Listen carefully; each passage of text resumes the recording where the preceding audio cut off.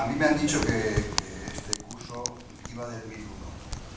Entonces, bueno, pues voy a hablar algo del 1001.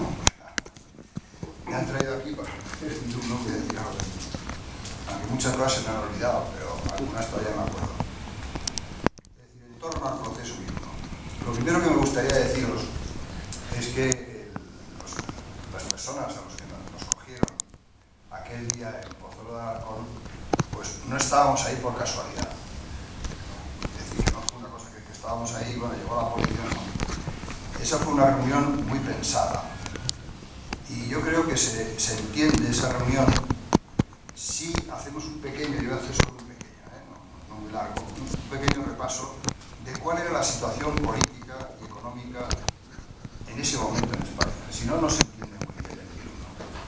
Porque el 1001 es una reunión de dirigentes de comisiones obreras que se desarrolla en un marco determinado. Nos reunimos porque ese marco determinado se da en ese momento. Es decir, el marco del año 1972, es decir, junio de 1972. Nosotros éramos conscientes de que estábamos viviendo la fase final del régimen de la dictadura, en el año 72, por varios motivos. No solo por el deterioro físico del dictador, que evidentemente ya tenía un cierto deterioro físico, sino porque había un agotamiento del sistema tanto en el terreno internacional como en el interior de España. Y se estaban moviendo muchas cosas. En el año 1969 ya se había designado a Juan Carlos sucesor, por tanto el dictador ya veía que tenía que tener un sucesor, que fuera, que iba a durar siempre. Había habido un choque fuerte con la dictadura en el proceso de Burgos, recordáis, diciembre de 1970, penas de muerte, movilización en contra de ese proceso, que por cierto, me detuvieron, tuve que pasar un año y pico en la cárcel por defender que no mataran a los de la ETA, que luego mataron a compañeros míos. Es decir, así es la historia y la vida. Pero en todo caso, en ese momento nos movilizamos para que no les mataran, para que no les condenaran a muerte. Y eso fue en el año 70, y ahí la dictadura reculó. Así como en cambio no reculó en septiembre del 75. Pero entonces no fusiló a los del proceso Burgos. Había terminado el estado de Burgos, había terminado el estado de excepción del 69, se habían incorporado nuevos sectores a la movilización. Yo recuerdo en aquella época, bueno, pues la universidad estaba muy movilizada, los colegios profesionales. Había habido, que Cristina lo recordará, el Congreso de Abogados de León de 1970, muy importante. Había habido, en la primavera del 72, en Barcelona, habían nacido jueces para la democracia. Eran ya aparatos del Estado, ¿no? Jueces, militares. En noviembre del 71 había habido la Asamblea de Cataluña. En marzo del 72 las huelgas del Ferrol, Vigo, con muertos, trabajadores muertos, con la policía, la Constitución en Madrid. Es decir, había una situación determinada que nosotros conocíamos, porque había otros sectores importantes que ya se estaban también moviendo. Estaban los socialistas celebrando sus congresos de renovación, se había producido un vuelco en la UGT, Nicolás Redondo había sustituido a la antigua dirección de la UGT, y Felipe González, Guerra, habían sustituido a la vieja dirección de Llopis. Es decir, todo se estaba moviendo. Y también la propia Iglesia, en mayo del 72, había hecho la famosa Asamblea Conjunta de Obispos y Sacerdotes, y Tarancón llegó a la presidencia de la Conferencia Episcopal. Es decir, todos estos acontecimientos son todos muy importantes para comprender el sentido de la reunión del 1001. Es decir, empezaron a haber grietas en el propio régimen dictatorial entre los aperturistas, los ultras, los del búnker, los que pensaban que había que abrirse de alguna manera porque si no, nunca íbamos a entrar en Europa. Es decir, había ya unas divisiones. Y también en el terreno económico, muy importante, el terreno económico siempre lo más decisivo, y es que había signos de agotamiento del modelo que la dictadura había puesto en marcha a partir del plan de estabilización y todo el desarrollismo, el crecimiento que se había iniciado a partir de los años 60. Es decir, que entre el año 60 y el año 72 en España se había crecido al 7%, un crecimiento verdaderamente que hoy ya nos gustaría, ¿no? O sea, había habido crecimiento, no desarrollo, pero sí crecimiento. Pero en ese año 72 ya no. Empieza a haber inflación, hay la crisis del petróleo, la economía empieza a ir mal y el régimen entra en una fase de dificultades. Bueno, en ese contexto, así muy resumido, de carácter político y económico, para entender, nos reunimos en el convento de los Oblatos, que tiene narices reunirse en el convento de los Oblatos, de Pozuelo de Alarcón. Y ahí fuimos, yo creo que lo ha contado ya Eduardo, lo habéis contado, pues fuimos fundamentalmente a dos cosas. Un tema más pedestre y crematístico, que era repartirse unos dineros que venían para poder funcionar. Pero el contenido político de la reunión fue el famoso documento sobre la unidad del movimiento de masas, un documento de 11 folios y 23 tesis. Un poco como el documento de Lutero, 23 tesis y 11 folios. Y ese documento es muy curioso. Bueno, no es curioso porque lo redactara yo con la ayuda de Eduardo, sino porque ahí decimos cosas que yo creo que tienen interés ahora, incluso más que entonces. Y voy a decir por qué. Primero, era un documento que planteaba la liquidación de la dictadura fascista. Era el momento histórico de la liquidación de la dictadura fascista. Quizá un poco optimista, pero en todo caso, a los 3-4 años sucede, o sea, en términos históricos, bastante rápido.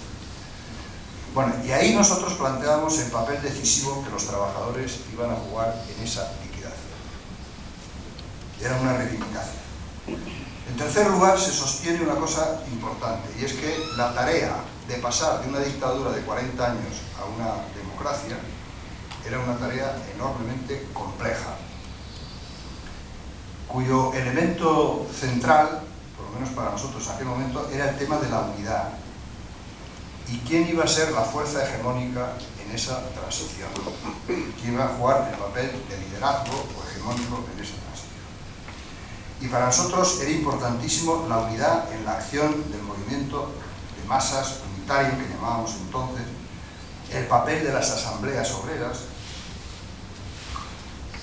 Es decir, planteábamos no solo las cuestiones de un régimen político, sino también los problemas que planteaba la participación de los trabajadores en la producción y el carácter sociopolítico que Comisiones Obreras siempre había tenido y se había definido como tal, como un movimiento sociopolítico, no solamente como un sindicato tradicional reivindicativo, que lógicamente tiene que serlo siempre, pero tenía algo más, había un elemento ahí sociopolítico muy importante que yo espero que no se haya perdido, y si se ha perdido se tiene que recuperar, porque creo que es fundamental en la concepción que nosotros teníamos, ¿no? Y por lo tanto, todo el tema que ahora está en boga, tan de actualidad, como es la participación y el control democrático de las bases de la gente, en ese documento está muy desarrollado. Es decir, se reivindicaba al lado de las organizaciones la democracia directa. Es una cosa que ahora pues, está bastante en el movimiento social, la necesidad de una participación mayor.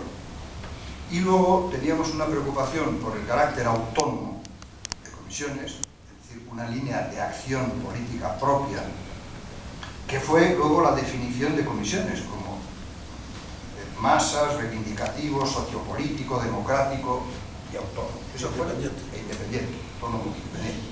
Esa fue la definición de Comisiones Obreras en el primer congreso ya que hicimos, los estatutos, creo que todavía está. Claro, no los he leído desde hace 40 años, pero bueno, supongo que está. Supongo que está, otra cosa es que se practique, pero estar está. Es decir, ahí se definen los principios básicos del sindicato de Comisiones Obreras. Y nosotros, en nuestra idea de la unidad, pues bueno, planteamos la necesidad de un programa común de los trabajadores, la libertad, la democracia, el sindicato, los derechos democráticos, la amnistía. Bueno, ¿por qué? Hombre, porque algo habíamos leído, aunque no habíamos vivido la guerra, ni habíamos vivido la república, pero hombre, algo habíamos leído. Y nosotros estábamos muy preocupados de las divisiones del movimiento obrero, del movimiento sindical y del movimiento político durante la república y durante la guerra, y que había sido una de las causas de la derrota de la república y y de la guerra. Las luchas, ¿no?, pues entre comunistas y socialistas y anarquistas, las luchas entre UGT y CNT, las divisiones, todo eso lo conocíamos. Por lo tanto, teníamos como una especie de obsesión, que luego, bueno, pues no se ha cumplido totalmente, pero bueno, una cierta unidad de acción buena ahora existe. Pero, en todo caso, estamos obsesionados por la necesidad de la unidad. Para nosotros, la división era la derrota. División, derrota. Y, por lo tanto, en el documento se insiste mucho en el peligro de la división en diferentes siglas, ¿no? Y bueno, planteábamos que la unidad no es fácil, la unidad son síntesis, son siempre asumir los elementos no contradictorios de las minorías, asumir los elementos no contradictorios de las minorías, y por lo tanto había que actuar de manera inteligente para poder llevar al movimiento de trabajadores y que luego ese movimiento de trabajadores tirara de otros sectores, porque es que Comisiones Obreras en esa época no solamente eran Comisiones Obreras que tiraban a los trabajadores, es que se montaron las comisiones cívicas, se montaron las comisiones juveniles, se montaron las comisiones agrarias, se montaron las comisiones de barrios, se montaron las comisiones de mujeres. ¿Y el sindicato democrático de estudiantes? Y el sindicato democrático de estudiantes, ese quizás no nace de Comisiones Obreras porque es incluso, bueno, anterior, y nace ya, pero tiene, es decir, nosotros, la lucha obreros-estudiantes estaba a la orden del día, era una cosa que la planteamos continuamente, ¿no? Quiero decir que Comisiones Obreras, con ese carácter sociopolítico, abierto, asambleario, tira de muchas cosas, en aquella época, tira de muchas cosas. La prueba es que casi todos los movimientos cogen la palabra comisiones cívicas, yo me acuerdo, lo monté aquí en Madrid, las comisiones cívicas, y de los profesionales, de no sé qué, bueno, había las comisiones juveniles, que jugaron un papel importante. Y, por lo tanto, ese tema de la unidad y, por otra parte, de la independencia. Independencia que, por supuesto, ponía nerviosos a los partidos, incluido el PC. Le ponía nerviosos narices, porque pensaba que queríamos sustituir, ¿no?, al partido, que queríamos sustituir a todo, queríamos ser todo. No era verdad, pero en todo caso, cada uno tenía su papel y, además, los dirigentes de Comisiones Obreras en aquella época, no todos, pero en fin, el núcleo principal éramos del PC y éramos dirigentes del PC y éramos miembros del Comité Central y del Comité Ejecutivo, ¿no? Por lo tanto, no había eso, pero queríamos superar una vieja tesis leninista, que era la famosa correa de transmisión del sindicato como correa de transmisión del partido, que a nosotros nos parecía muy negativa. Porque en el momento en que un sindicato es una correa de transmisión de un partido, bueno, pues entonces ya la división está dada, cada partido tiene su sindicato, y nosotros queríamos evitar que se produjera el fenómeno, el PC tiene a Comisiones Obreras, el PSOE tiene a UGT, y cada uno, bueno, eso hubiera sido pues una cosa que no nos gustaba. Y eso fue una batalla muy seria que ha tenido consecuencias muy serias en la historia de nuestro país, en este caso positivas. Bueno, evidentemente este era un borrador, no era un documento terminado, precisamente lo llevamos ahí para discutir. Hubo críticas, había críticas al documento, algunas, por ejemplo, que no ponía suficiente énfasis en los cargos legales, era una de ellas. Otra era que tenía que tener un carácter más sindical. Por ejemplo, los catalanes decían, tiene que ser más sindical, menos sociopolítico, menos... Porque ahora leído suena un poco revolucionario, pero bueno, suena un poco revolucionario. Pero en algunas cosas teníamos toda la razón. Y luego había quien decía que parecía que había una oposición entre el PC y Comisiones Obreras, una cierta rivalidad. Otros decían que había que ir más a los objetivos actuales. Los vascos decían que había que tratar el tema nacional. Bueno, había ciertas cosas que lógicamente eran para discutir en esa reunión si hubiéramos tenido tiempo y si la policía no hubiera llegado y hubiera desbaratado. Bueno, ¿qué quedó del documento? El documento, como el PC no quería saber nada de este documento y lo criticó bastante duramente, el Congreso, no, sin mencionarlo por supuesto, pero bueno, ese documento quedó ahí, lógicamente hizo su camino luego en los estatutos de comisiones y lo que eran comisiones, en la definición fundamental de comisiones, pero había un punto que también se mencionaba, que luego fue la clave de todo, que yo creo que se ha mencionado también esta mañana, y es que todo depende en esta vida de la relación de fuerzas. y éramos ignorantes en muchas cosas, pero de relación de fuerzas lo sabíamos todo. Éramos artistas de la relación de fuerzas. Muchas veces nos han dicho, pero ¿y cómo no pedís no sé qué? ¿Cómo no hicisteis la República? ¿Y cómo no trajisteis no sé qué? Claro, yo me las quedo mirando y digo, este nunca ha puesto en una pizarra las cosas. Bueno, el tema está en que la relación de fuerzas es fundamental. Y la relación de fuerzas jugó un papel en la forma como se dio la salida de la dictadura. Pero ese documento, y luego toda la tradición de comisiones obreras posterior, con el primer congreso, cuando ya salimos a la legalidad y todo eso, tuvo una gran virtud, y es que mantuvimos esa independencia del sindicato, y después, cuando el Partido Comunista entra en crisis, pues no arrastra a comisiones obreras. Eso es fundamental, decisivo, porque una crisis tan tremenda como la que vive el Partido Comunista, si comisiones obreras hubiera sido un apéndice, hubiera sido un elemento del PC, pues se hubiera llevado la trampa. Y sin embargo, no solo no ha sido así, sino que sigue siendo el primer sindicato de España. Por lo tanto, alguna cosa que sea menor, en este caso no menor, no lo hicimos mal. Evitamos que las crisis de los partidos afectaran al sindicato, que hubiera sido entonces ya el final de todo. Bueno, lo demás, ¿por qué hicimos la coordinadora general? Bueno, yo creo que Eduardo ha dicho ya algo, esta mañana me imagino. Yo solo señalar que, bueno, la coordinadora general lo hicimos por eso que he explicado, por ese contexto que había, y además porque la última que habíamos hecho era, me parece, de octubre del 71. Bueno, Marcelino había salido de la cárcel después de 5 años, en marzo del 72, yo había salido en abril, llevaba en la cárcel desde el año 70, y bueno, decidimos que era bueno retomar la coordinación de las coordinadoras de comisiones y fijar una posición cara al futuro, teniendo en cuenta que se avecinaba ya el futuro, por lo tanto había que tener una posición cara al futuro, que no nos cogiera el toro, ¿no? Se iban a celebrar, como he dicho, los congresos del PSOE, Suresnes y sobre todo el octavo del PC, y nos preocupaban esos 3 temas, ¿no? La unidad, la autonomía sindical y el carácter sociopolítico del sindicato. Pero además de todo esto, también había movidas que nos habían afectado, nos habían hecho reflexionar, ¿no? Yo recuerdo, por ejemplo, 3 muy importantes. Una fue el Mayo francés. El Mayo francés es un motivo de reflexión seria. El segundo fue todo el movimiento del otoño italiano, de los consejos. Y el tercero fue toda la movilización contra la guerra de Vietnam. Estos son 3 elementos fundamentales que están ahí también en esos años, antes y en medio.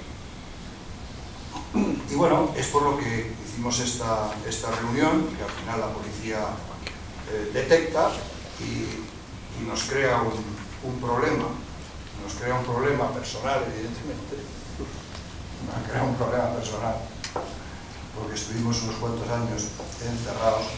Le crea un problema a comisiones obreras, lógicamente, porque éramos la cabeza del sindicato,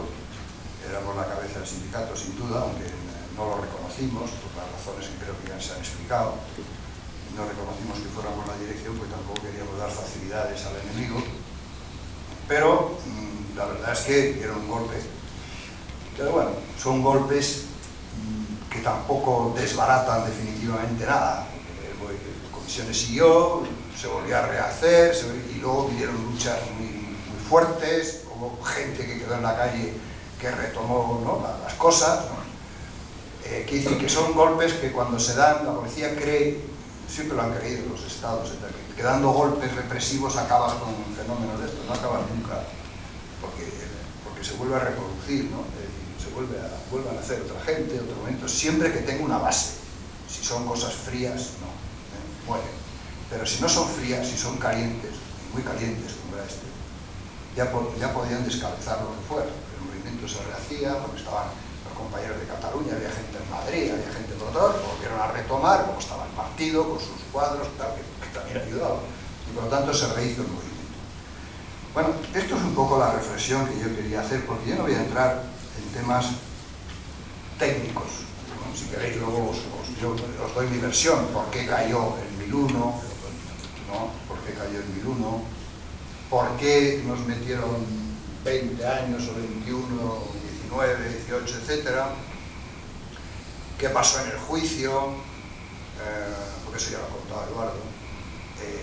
Pero bueno, las preguntas luego, si queréis, yo os doy también lo que yo viví sobre el juicio, la caída y todas estas cosas, ¿no?